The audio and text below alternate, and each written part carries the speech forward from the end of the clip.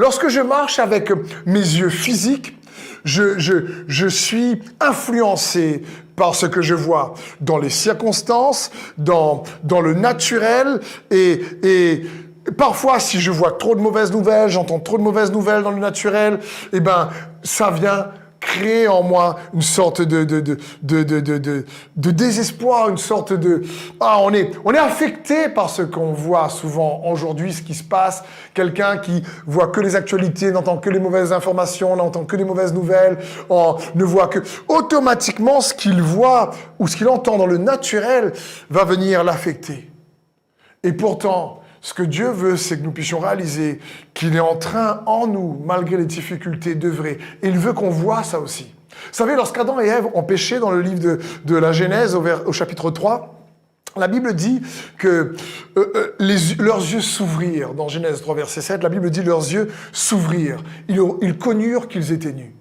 Ça signifie que quand leurs yeux se sont ouverts, ils ont expérimenté, en réalité, ils connurent, ils reconnurent, ça parle qu'ils ont expérimenté qu'ils étaient nus, c'est-à-dire qu'ils étaient dépouillés, qu'ils étaient vraiment sans force, qu'ils étaient réellement démunis en réalité. Ils ont expérimenté qu'ils étaient incapables par eux-mêmes de pouvoir faire face aux défis. Et c'est intéressant de voir que leurs yeux s'ouvrirent. Ça veut pas dire que Adam et Ève étaient dans le jardin d'Éden, les yeux naturels fermés comme ça, scotchés, où il n'y avait pas d'œil du tout. Et puis à un moment donné, quand ils ont péché, bam, il y a un globe qui s'est créé, les yeux sont ouverts. C'est pas du tout comme ça que ça s'est passé. C'est pas ça. Leurs yeux s'ouvrirent, mais ça parle, leurs yeux se sont ouverts sur les conséquences et les dégâts du péché en réalité, sur une réalité corrompue dans laquelle Dieu voulait les préserver. Il y a un autre exemple de cet homme de Dieu extraordinaire dont je parlais tout à l'heure, qui est l'apôtre Paul, qui nous montre un peu ce qui s'est passé lors de sa conversion par rapport à ouvrir les yeux. Non pas ouvrir les yeux sur le naturel, mais ouvrir les yeux de la foi. Comme la Bible dit, nous ne marchons pas par la vue, ça parle par la vue naturelle, mais nous marchons par la foi. Et pour trouver les richesses dissimulées dans les ténèbres, comme on l'a eu dans Isaïe 45, il faut marcher par la foi, parce qu'on ne voit pas. On ne va pas voir cela avec nos yeux naturels. Dans les yeux naturels, on va voir que difficultés, soucis, épreuves, conflits, réellement, jalousie, trahison. Avec les yeux naturels, on risque de ne pas voir. Mais lorsque tu laisses les yeux de la foi en Jésus te conduire, alors tu vas voir que tu vas puiser de l'eau, tu vas être fondé dans son amour, tu gardes son amour pour toi sur On. Et dans Acte 9, à partir du verset 3, nous voyons l'histoire de la conversion de l'apôtre Paul. La Bible dit, il se dirigeait donc vers Damas et approchait déjà de cette ville quand soudain, il fut environné d'une lumière éclatante qui venait du ciel. Il tomba à terre et entendit une voix qui lui disait « Saul, Saul, pourquoi me persécutes-tu » ? « Qui es-tu, Seigneur » demanda-t-il. La voix reprit « Je suis moi, Jésus, que tu persécutes. Mais relève-toi, entre dans la ville, et là on te dira ce que tu dois faire. » Ses compagnons de voyage restèrent figés sur place, muets de stupeur. Ils entendaient bien la voix, mais ne voyaient personne. Saul se releva de terre, mais il avait beau ouvrir les yeux, il ne voyait plus. Il fallut le prendre par la main pour le conduire à Damas. Il resta aveugle pendant 3 jours et ne mangea ni ne but. Quelle histoire! Ici, on a Saul, qui va devenir l'apôtre Paul, qui, avec des lettres, c'était un homme d'autorité, va persécuter les chrétiens, les mettre à mort, les obliger à renier Jésus. Il assiste à la lapidation d'Étienne, du diacre Étienne. Et ici, sur le chemin, Jésus vient le stopper net. Et moi, je crois que Jésus est capable de stopper net l'ennemi qui nous attaque parfois. Et je crois que dans la vie de beaucoup qui nous écoutent ce soir, sur lui garde confiance. À un moment donné, Jésus vient stopper parce qu'il combat pour nous, comme on a dit. Il veut nous donner la victoire. Et ici, Paul est stoppé. Il s'appelle Saul à ce moment-là. Il est stoppé net. Et Jésus lui dit, pourquoi tu me persécutes? Une petite parenthèse, comprenons bien, Paul était en train de persécuter les chrétiens.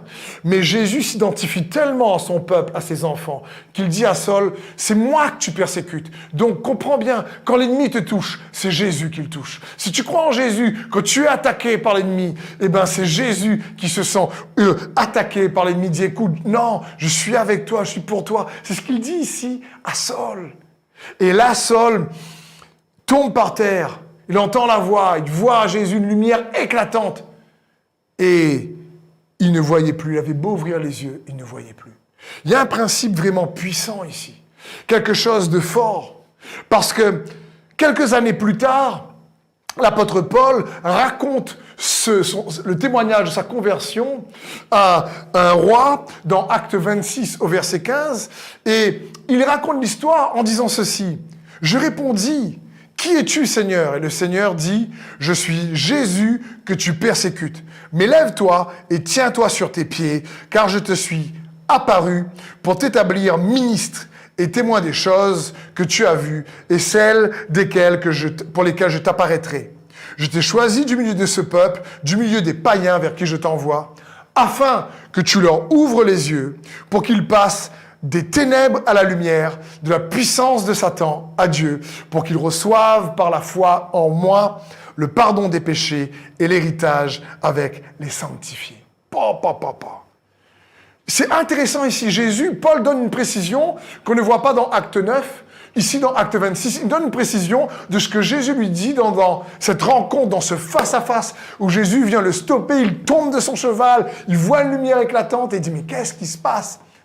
Et Jésus lui dit, je t'appelle à leur ouvrir les yeux. N'oublions pas, lorsqu'Adam et Ève ont péché, leurs yeux se sont ouverts.